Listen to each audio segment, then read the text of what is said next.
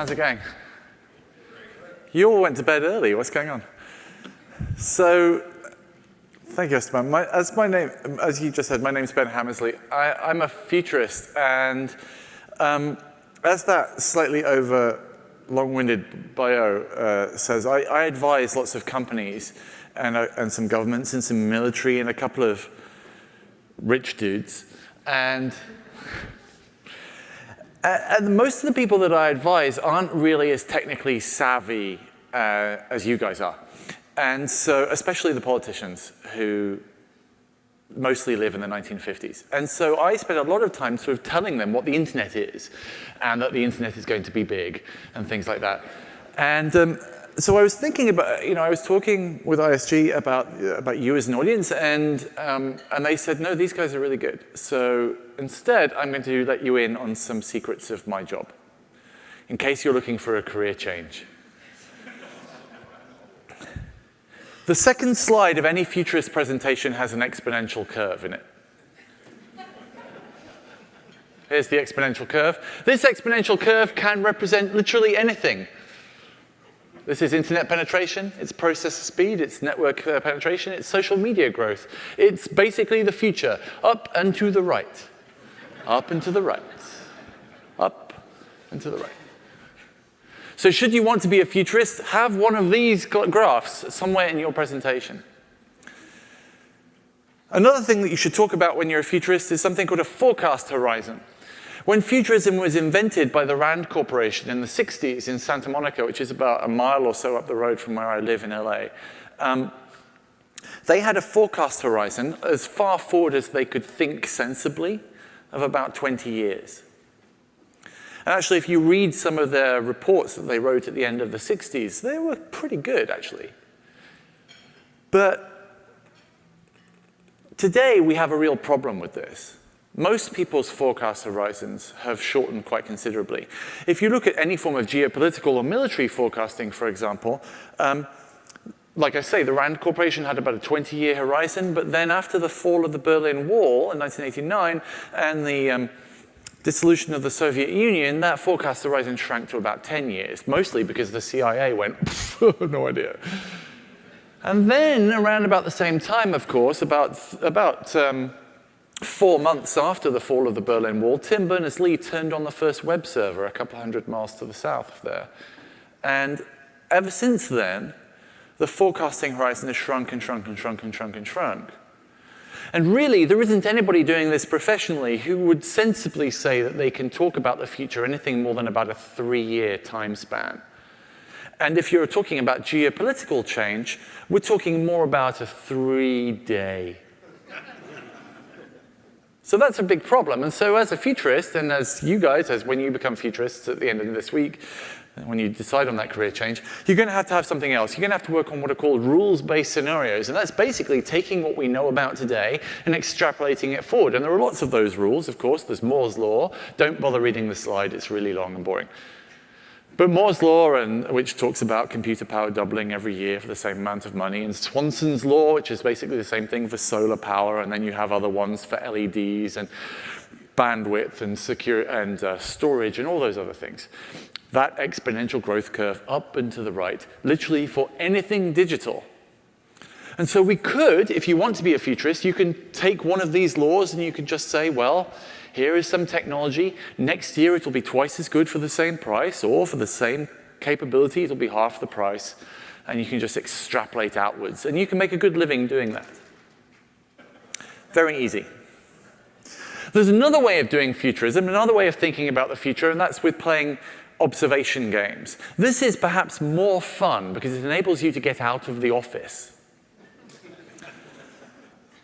So, for example, as I say, I live in Los Angeles, I live in Venice Beach, and if you lived in Venice Beach and you go out of the office onto the beach, 2 years ago, you would have noticed people driving around on little hoverboards. You remember those hoverboards that were available for Christmas a couple of years ago? The ones that kept exploding? Well, those hoverboards were really interesting for futurists because they're a sign of something. They're a sign of the fact that the components that make up those hoverboards suddenly became capable enough and cheap enough to carry heavy people along the beach for more than a few minutes, which meant that there was a sort of a tipping point. And we've reached some tipping points in technologies over the past couple of years. So we've had a tipping point in AI, which everybody here knows about. We've had a tipping point in batteries. Those hoverboards sort of showed the fact that you could get enough power out of batteries today to power something, to carry a 200-pound dude down the beach, right? The same for electric motors. And we've also seen a tipping point in computer vision equipment. Now, 2 years ago, if you saw those things, you may have dismissed them as toys. You may have thought they were quite cool, but they're still toys, right? But if you're a futurist, you'd look at those things and you think, okay, well, what happens when each of the individual components becomes quite good? So a few weeks ago, I had a package arrive in the mail from Segway Robotics, and Segway Robotics shipped me their latest prototype. It's a thing called a Lumo. This is my Lumo. This is it following me down the beach. The Lumo is a personal transportation robot. You can stand on it and ride it around, or you can get off it, turn it into a robot, and tell it to follow you, and it will just follow you wherever you go. It has a camera in the front of it, in its head there, and as long as it can see you, it will follow you. So it's very entertaining. I used it yesterday, for example, to take my 4-year-old daughter to school. She sort of climbed on my back. I stood on it.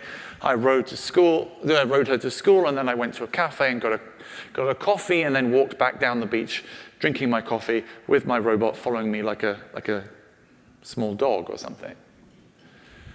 Now that is a really interesting technological leap from the small hoverboards that kept exploding 2 years ago.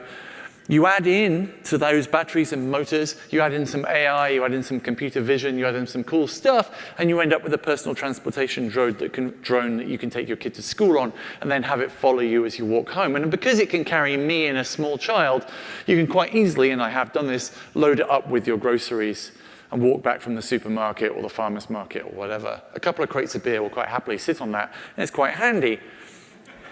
Now, again, as a futurist, you'd look at that and you think, well, that's kind of cool, I suppose, if you live in California, and you're sort of a raging hipster, that's fine.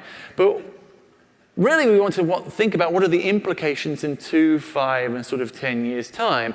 And in 2 years' time, they will be cheaper, and there'll be more of them on the roads, and there'll be some interesting political discussions about whether or not they're allowed on the road or allowed on the sidewalk, or whether or not we should be building more bike lanes and things.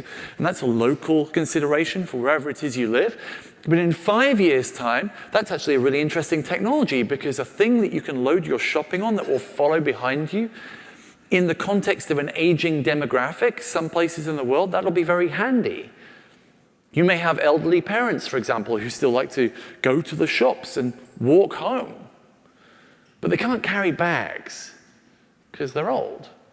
But a robot that can carry their bags for them and trundle behind them like a small dog, that could be quite handy. And in 10 years' time, when you think of that doubling and doubling of capability of the motors and the AI and the batteries and so on, you might think, well, actually, that's really interesting. So imagine I'm a town planner, or you're my next door neighbor, for example, who designs airports.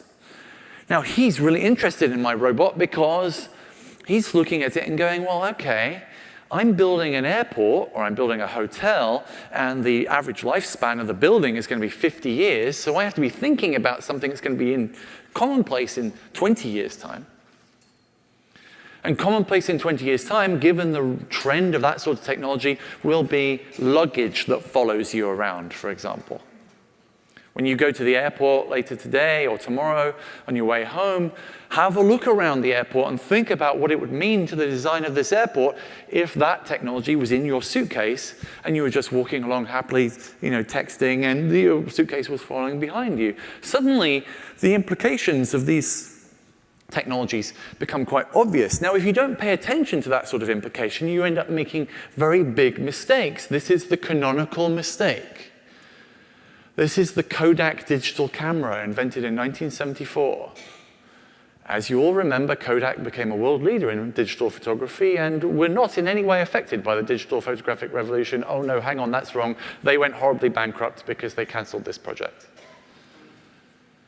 Kodak invented the digital camera in 1974, but when they looked at it, they said, well, the thing is, this is a bit rubbish. We make Kodachrome, the world's most beautiful photographic film, and this digital camera is 0.1 megapixels, which is the resolution of this shirt. It takes one photograph every 7 minutes, which it records onto audio cassette tape, and there are people in this room who have no idea what an audio cassette tape is, so let's explain to them in the coffee break, right? And it takes another 7 minutes to play it back onto a television, and in general, it was a terrible piece of equipment.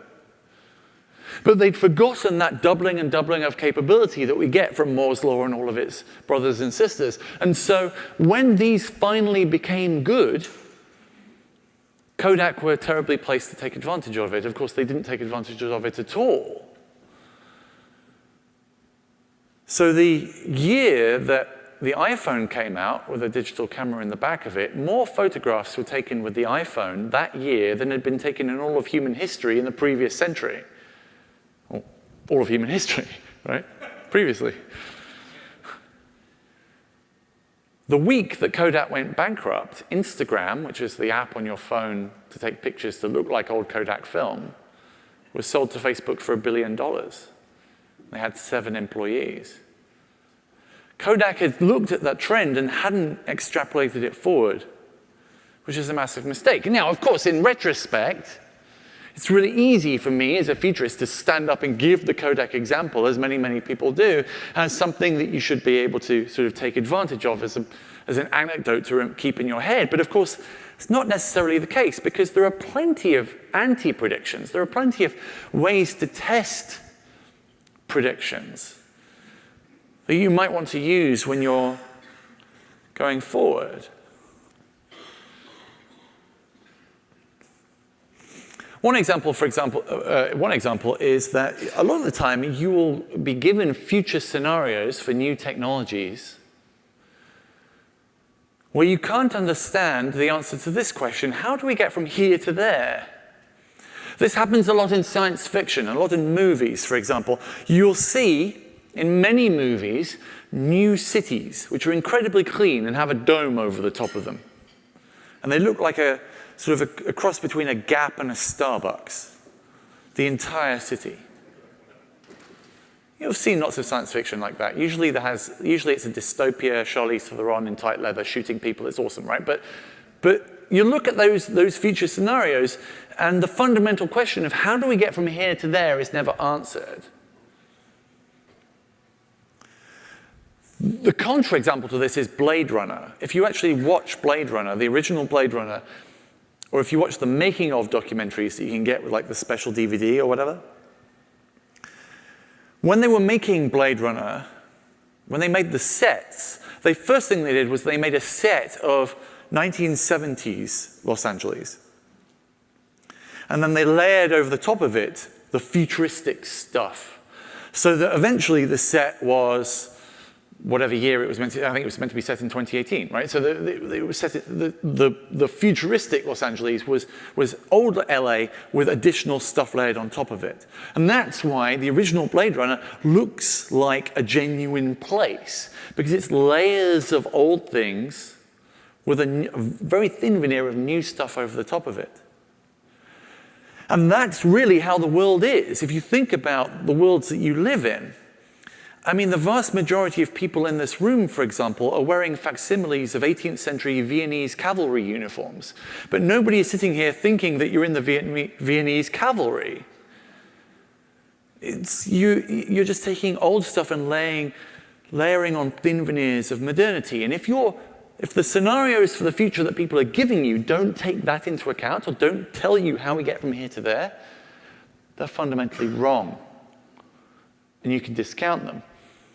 Another one to look out for is a scenario which somehow stops. And you have to ask your question, well, why would we stop there? Why would society get to that dystopian place and then just hang out? Why wouldn't it then continue on? And many, many scenarios, specifically around the future of the workplace, have this problem. That people set up these massive social ructions or massive changes in the workplace, which will appear to you to be very disruptive, and then have that as the end stage. After that, nothing else happens forever. It's the end of history. And as we know from the book, The End of History, there is no end of history, because the end of history was wrong, because there wasn't the end of history. So if you come up against a future scenario which stops somewhere, it's probably wrong. Another thing to think about is to imagine the more important things other than technology. What do the technologies bring about as far as a change in social or power dynamics? This, again, is very, very important in workplace IT. An awful lot of the time, workplace IT is sold into organizations as a technology that's cool, and people forget about the changes it makes to the power dynamics within the organization that adopts it. CIOs and CTOs, a lot of the time, buy products which have massive social effects, and they don't pay attention to those social effects before they buy them. Now, that social effect may be huge, enthusiastic uptake, and the CIO or the CTO being lifted onto the shoulders of his colleagues and carried through the streets. But the vast majority of the time, the huge social effects are hatred of the IT department. So we have to think about, when we think about future scenarios and the uptake of new technologies, what are the changes in power dynamics? One of the changes in power dynamics that comes about, and I don't particularly know why this is in such big letters, but I think it's nice, so I'm going to keep it. One of these huge changes in power dynamics is when we start to introduce intelligences that aren't human. Many of the scenarios around AI talk as if AI, or machine learning capable machines, or deep learning networks, or whatever version of AI you're interested in this month, they talk about it as if it's another form of intelligent life on the same basis as another person, another human. But they're not. They're just other tools. They're other tools that have to be treated in the same way and with the same level of sophistication as these flip-flops. This is a post office in Thailand. And in Thailand, as you may know, it is extremely hot. And sometimes the air conditioning doesn't work, and so you don't really want to stand in line in a post office. And so the local thing is to use their flip-flops as a queue substitution. I put it to you that most AI is about as important, as intelligent, and as sophisticated as these flip-flops, which is to say actually quite sophisticated, but not that special either. Now, okay, technology, yeah. As a technologist, as somebody who buys robots to ride about on, etc., I am liable to talk about technology all the time. But again, we would be making a mistake if, as futurists, we would be thinking only about technological trends.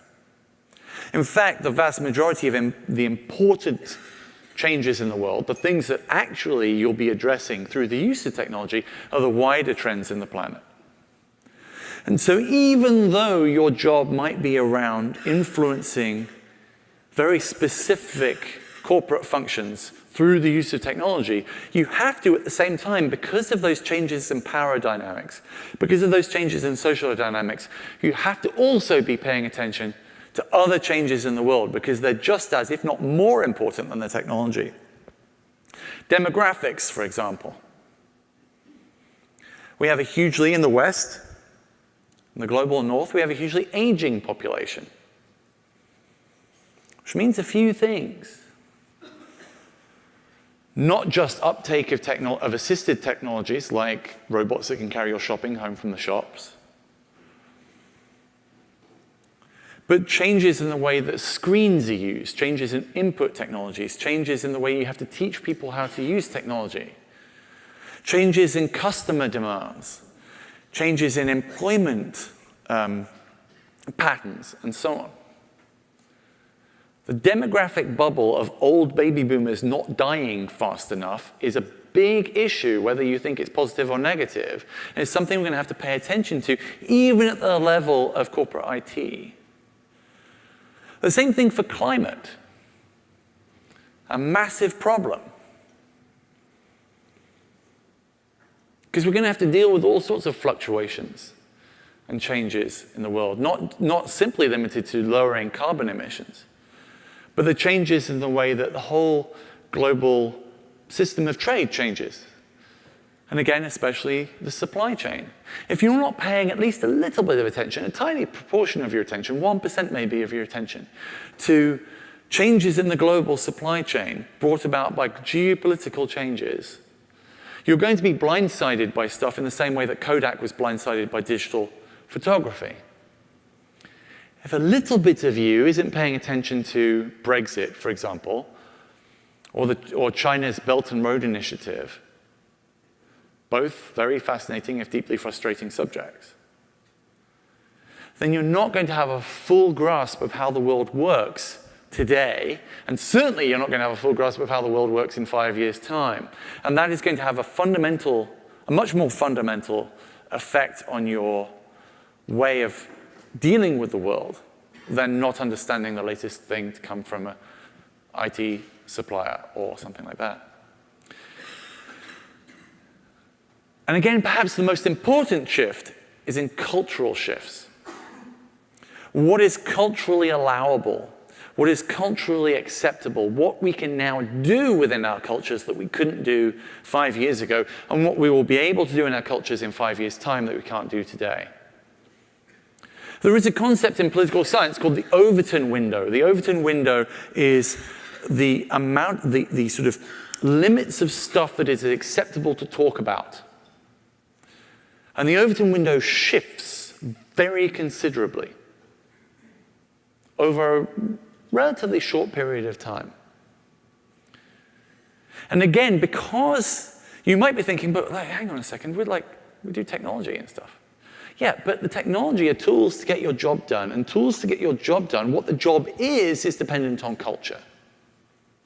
The fundamental nature of it is dependent on culture, so you have to be paying attention. You have to be paying attention to what that culture is and how it shifts. And so one way of doing that is to play what we call the grandparent game.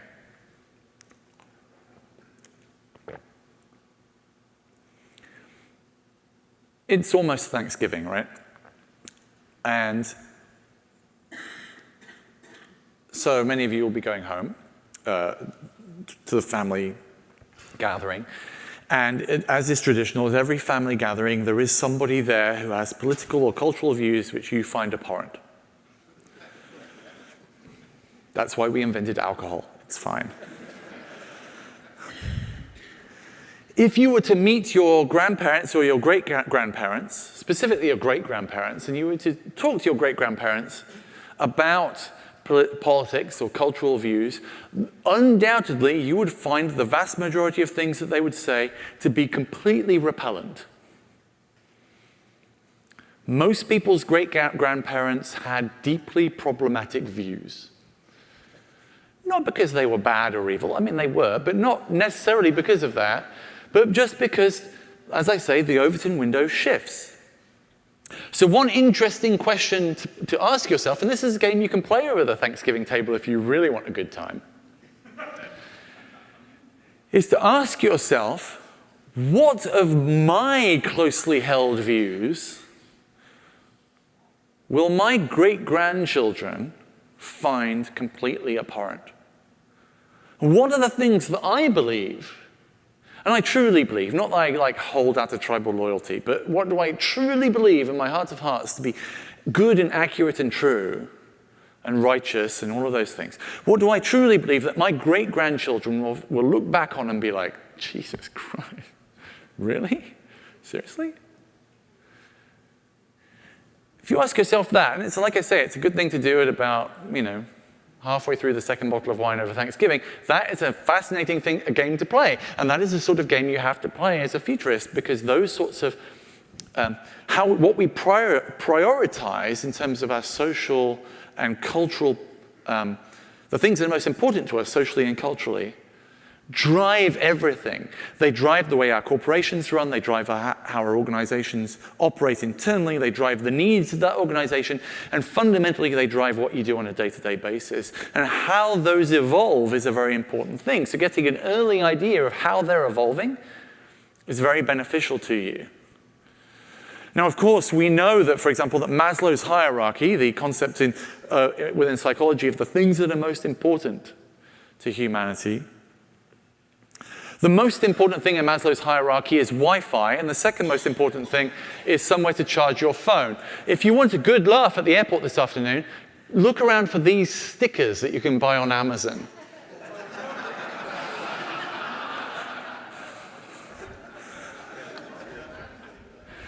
Half of me is annoyed, and the other half of me is like, oh, well done. Now, of course, back to technology. We know that technology does change culture as well. Culture is changed by many things, but technology and culture are deeply intertwined. And so what we're noticing over the past few years is that all of the world, not just technology professionals, but everybody in the modern world, has these emerging digital expectations of what digital tools will actually give to you. And these, again, are things that it's very important to be mindful of, to pay attention to. So, for example, pretty much anybody who's ever used a computer ever will know that computers can do stuff with data. And so,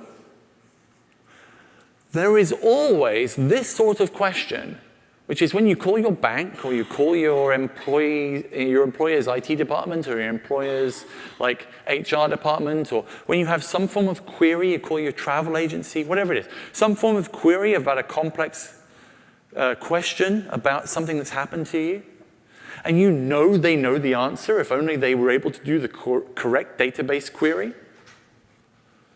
At some point, you will say something like, I know that this is just data, so why can't you? This is probably an argument that you will have with your bank sometime in the next couple of years. Why can't you tell me what I've spent on robots this year?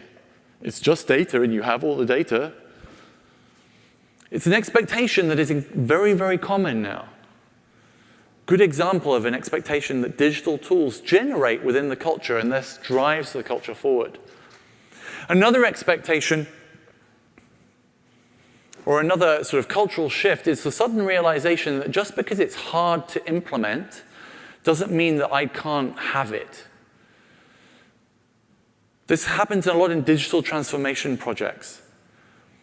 In a digital transformation project, a lot of times you'll turn your customers down for something because you'll say that it's very hard to do. And your customers will say, well, your complexity is not my problem, right? I just want this thing. Go away and fix it. Now, of course, a lot of digital transformation is very easy to talk about by a person on a stage in an early morning keynote. I mean, I can just talk about digital transformation in the same way as this book talks about how to draw an owl. First draw 2 circles, and then step 2, draw the rest of the owl, right? Very simple digital transformation process. I hope you're all with me. This is an agile process. That'll be $20,000, please. Thank you very much. Of course, it's really difficult for most organizations to change because most organizations have what's called an organizational date time, which is not in the present. It's 2018 today, but most organizations aren't in 2018. If you have a fax machine in your office, for example, it's 2003. If your boss has their emails printed out for them, your organization is somewhere in 1996. Congratulations. And so working in towards the future is going to be a real problem for you if your organization is set in a different time. Most organizations also have an immune system which push against any form of change. If you think about it, keeping an organization together in the first place requires an enormous amount of energy. And so any form of innovation coming along is seen as an infection, and the organization will push back against you. Don't feel bad, it's nothing personal, it's just what organizations do. It's a biological function of organization. So the problem of all of this, of course, though, is that the world is really very big. And so this is really the darkest secret of all futurists and all technologists who talk in a strategic way. All technology strategists have the same problem with this. I mean, this is the dark secret. Please don't tell anybody this. But all futurism is true at the end of the day. Because any scenario that you can put forward about technological usage will be true for 1 million people somewhere on the planet in the next few years. Anything you want to say. In the future, people will be using Lotus Notes on retro Windows 98 machines as a way to combat cybercrime. Yeah, it's probably true for 1 million people. In the future, everyone will be using virtual reality headsets and accessing their organizational groupware Slack channel through the medium of holographic gloves. Yeah, that's probably true too for about 1 million people. Everything is true for 1 million people. And so, in the end of the day, a lot of technology strategy is vaguely pointless for you because it's too generalized. And it is true for at least 1 million people, but it's also not true for the other 7 billion. So how do we actually make predictions? What do we base our thinking on? How do you make decisions about your own career and the pathways that your organizations go towards? Well, I think the best way to do this is to use action as prediction. The best way to predict the future is to create it, as many people have said.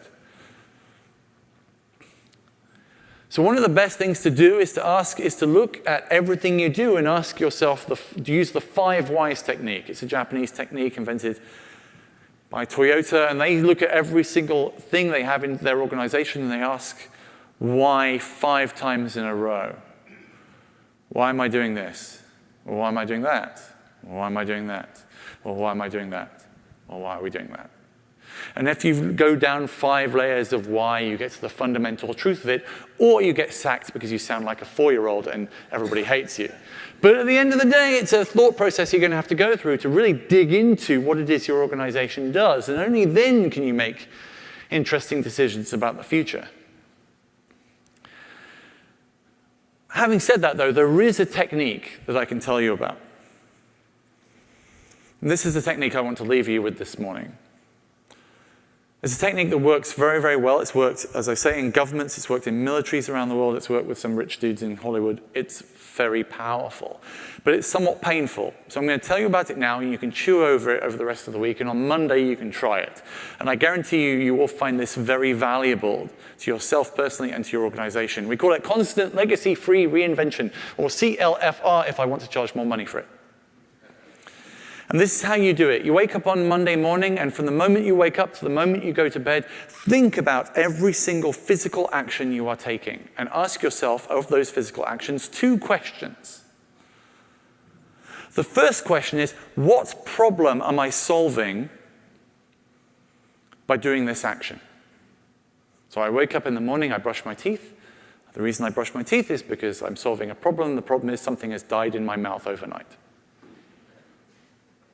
I send an email to my boss to do a thing because I'm solving the problem that I need him to know something or I need her to know something so that this project can move forward, etc., etc.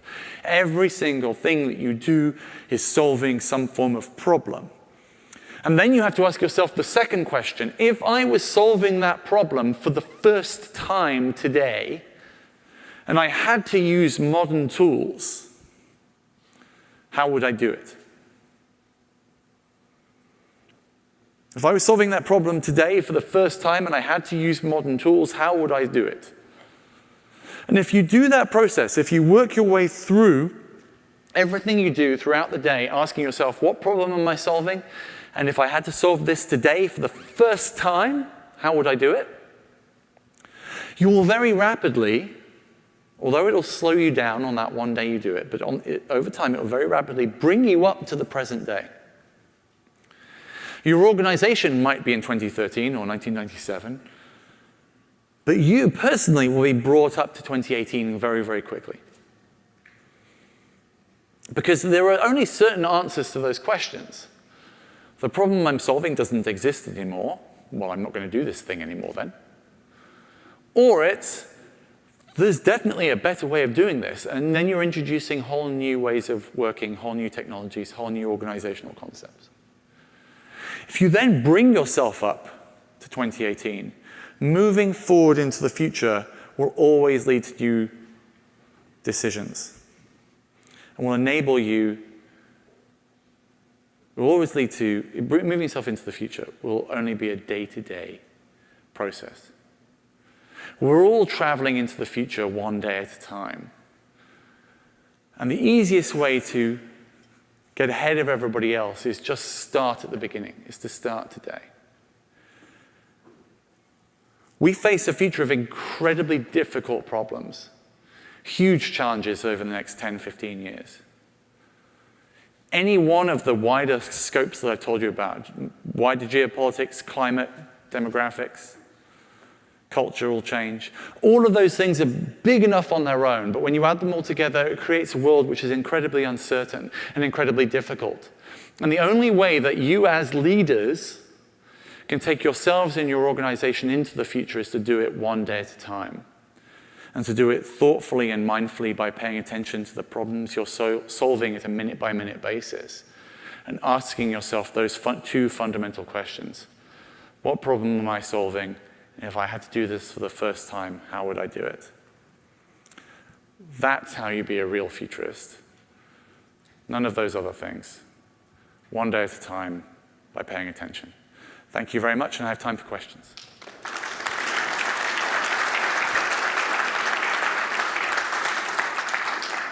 And there are very fine people with microphones, and I can just about see hands if they go up in the air. Or I will sing a song for the next 5 minutes. So think of it. Oh, over there. Microphone behind you. So constant legacy-free reinvention, I love it. Can you give us examples of where you've seen that be truly effective?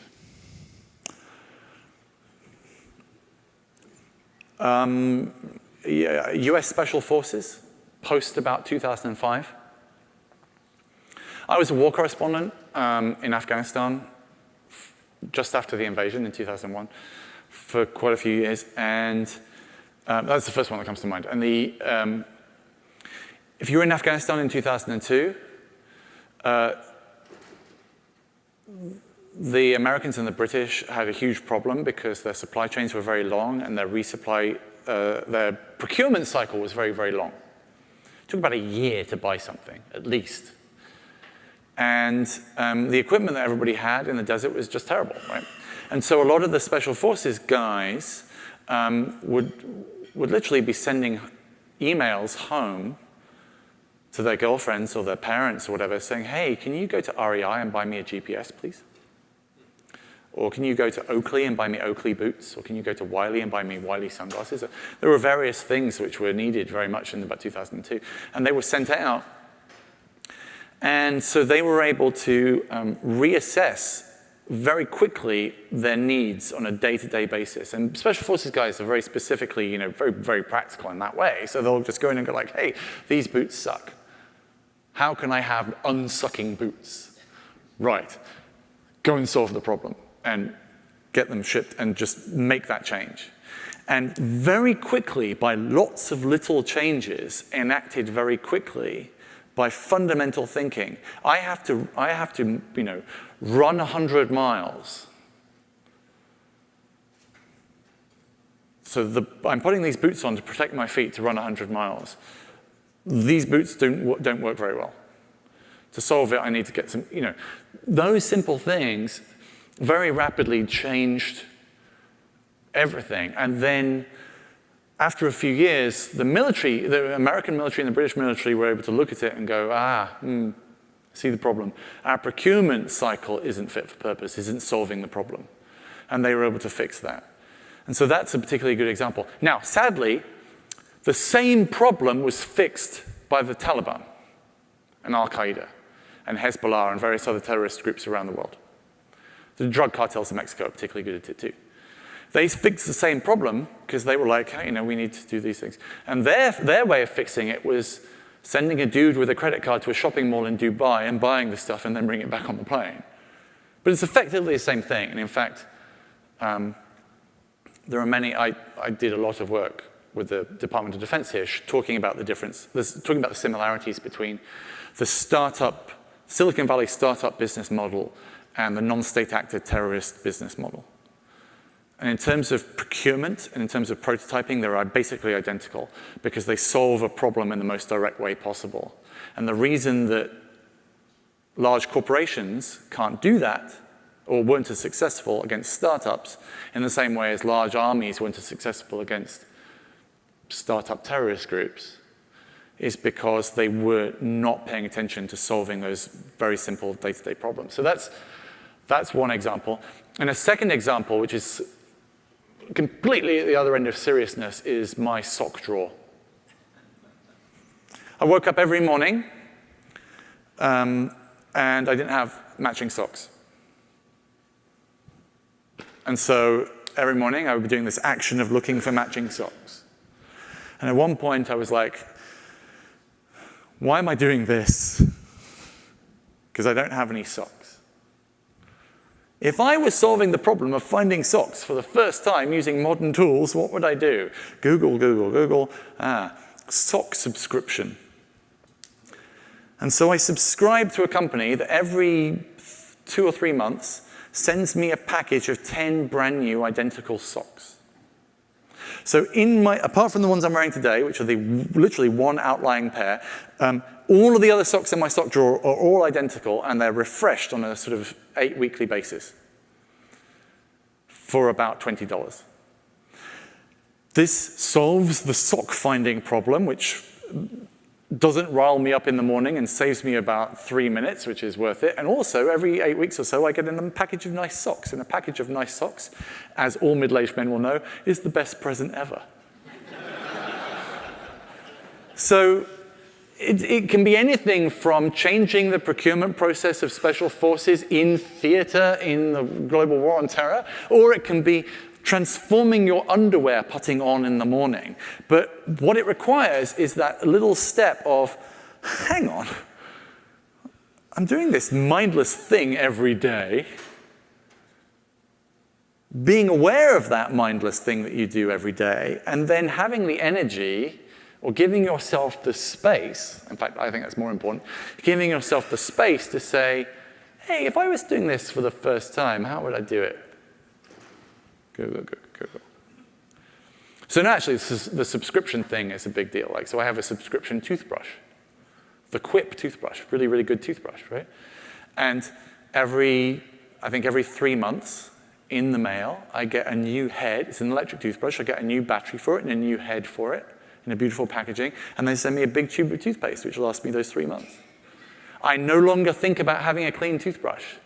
Now, that might not sound like a big deal, but shaving off lots of those little things adds up to a lot of transformation. It's a thing called marginal gains. There's a lot of talk about marginal gains, especially after the last couple of Olympics. The British cycling team, who win all the gold medals in cycling because being British, we only do the sports which involve sitting down. The British cycling team invented this thing called, perfected this thing called marginal gains, where they said if we can just take 1%, we make a 1% improvement in every single thing we do by paying attention to it and thinking through those fundamental questions. What am I solving, and how would I do this well? They make these huge things. So for example, they all travel. This was something they stole from the English National Ballet. And this is something you can all do. I don't do it yet because I'm not there yet, but maybe we'll all start doing this from today. To ensure they get a good night's sleep, which is very, very important, the English National Ballet, the ballerinas all travel with their own pillows. So wherever they're sleeping at night, they always go to bed with their own pillows. That guarantees them a really good night's sleep. And they're obviously very nice pillows. And that 5% improvement in sleep means they're 5% more awake the next morning in rehearsal and 5% more awake the next night in performance. And so this morning when you woke up after last night and were like, oh, if you traveled with your own pillows, you may be about 5% more awake. And you may have caught 5% more of what I've just said for the past hour. And then you may be able to take that 5% back to your office with you and made a 5% improvement that will have led to a 5% greater success and a 5% greater chance of promotion. And so in a few years' time, when you retire and your pension is 5% less than it should be, blame your pillow. Thank you very much, everyone.